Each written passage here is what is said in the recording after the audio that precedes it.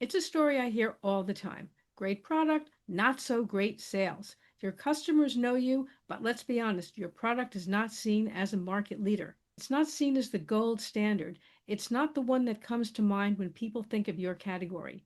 You might jokingly refer to your product as the industry's best kept secret. But do you really want your product to be a secret? Probably not. I'm Jane Singer, and if we haven't met, I'm the host of a Seat at the Table podcast, as well as running several other media channels. In this podcast series, I want to share with you an insider's look at how media and marketing looks. I want to take you behind the scenes. I want to go backstage so that you can get an idea of what actually works and what doesn't and why. To win in today's market, you cannot simply be another fairly generic brand. And while in house you see your brand as a standout, in a crowded market, no one's a standout without a strategic and consistent marketing machine that gets you that visibility and builds that all important authority.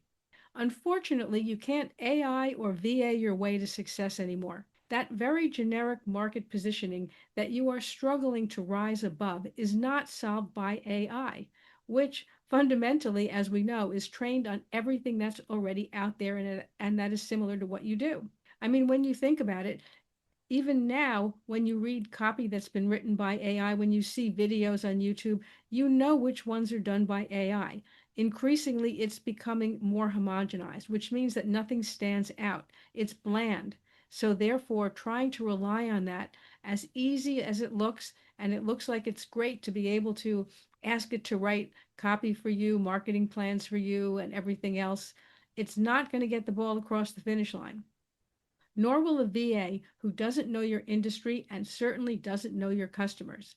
They won't be able to create the high powered, effective marketing machine you need to actually win in today's market. Realistically, you need to invest in expertise rather than spend money on well meaning, inexpensive hires. Now, when you decide that you actually are in it to win it, then it's time to recognize that the goal of marketing is to not simply get lots of views or likes on social media. As as flattering as that may be, and I like that too. When I put a post on social media and it gets a lot of attention, of course I feel good. But again, is that actually moving the needle? No, it's not. Marketing experts understand that attention does not equal authority, and authority is what you need to be able to establish. That's probably why, despite getting hundreds of views on your social media posts and having thousands of followers, you're here. Because all that attention is not driving sales. It's not connecting you with your target market in a way that positions you as the best choice, the most reliable solution.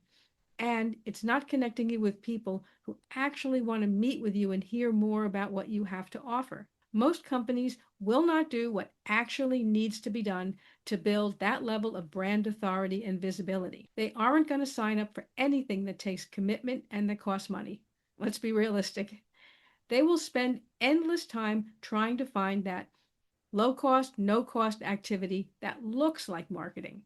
And then they'll complain that they're not getting enough business. I hear this all the time. And realistically, nothing is going to change for most people. It's true. The mere fact that you are willing, and in many cases able, to invest in strategic marketing puts you ahead of 90%, probably more than 90% of the market. Your competitors are posting on social media, low cost, low effort, very crowded, random reach. You need to rise to the top of the mountain. You need to get out on stage and in front of an audience. You got to get out of the traffic and in the fast lane.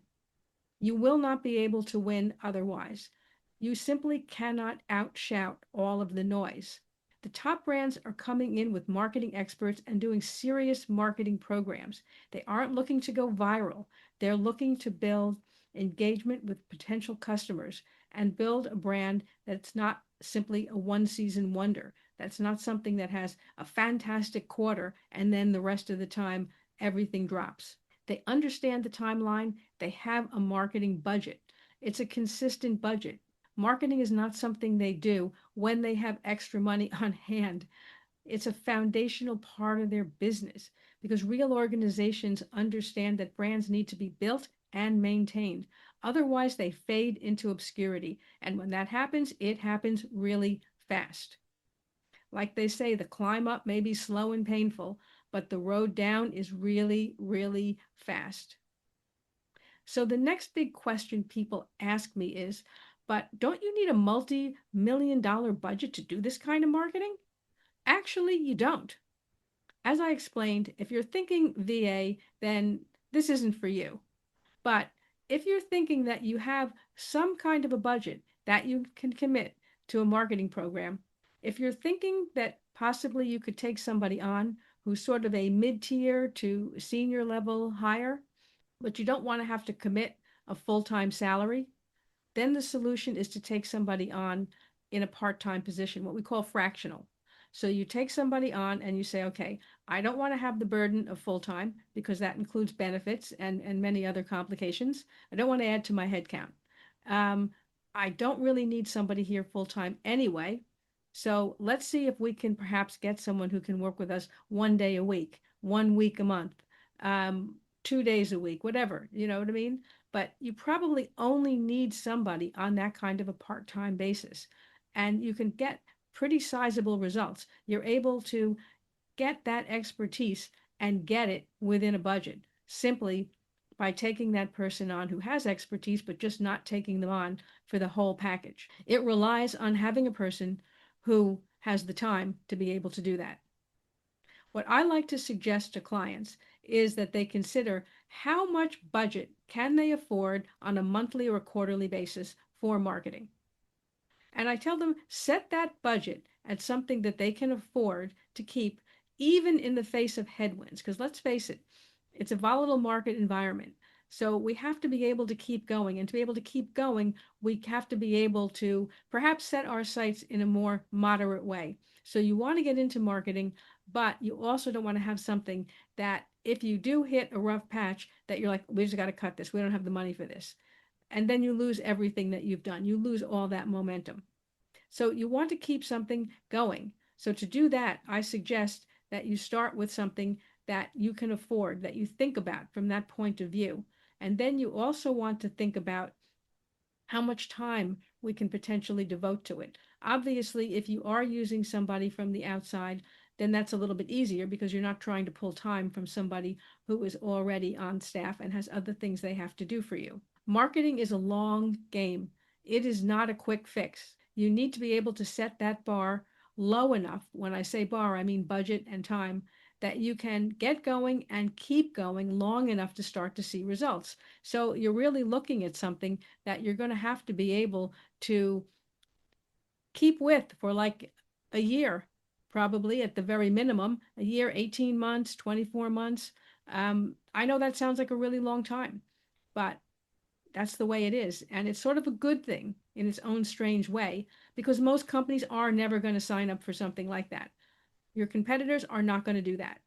That means that you have a lot more bandwidth there simply because everybody else has dropped out of the race. It's like trying to get fit. It doesn't happen overnight.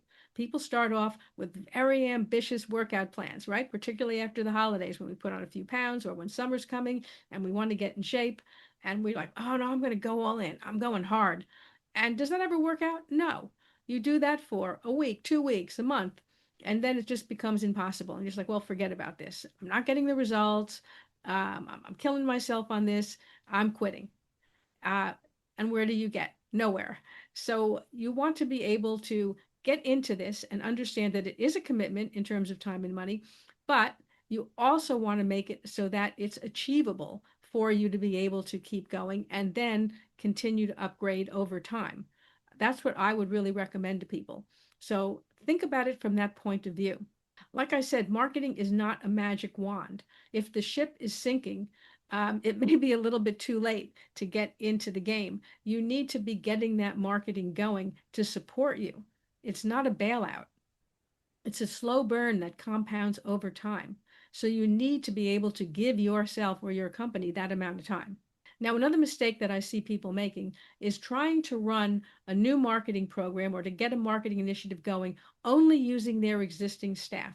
Problem is that few companies these days have people who have spare time on their hands that they're looking to fill. In fact, most people probably have more work on their plate than they can possibly get done.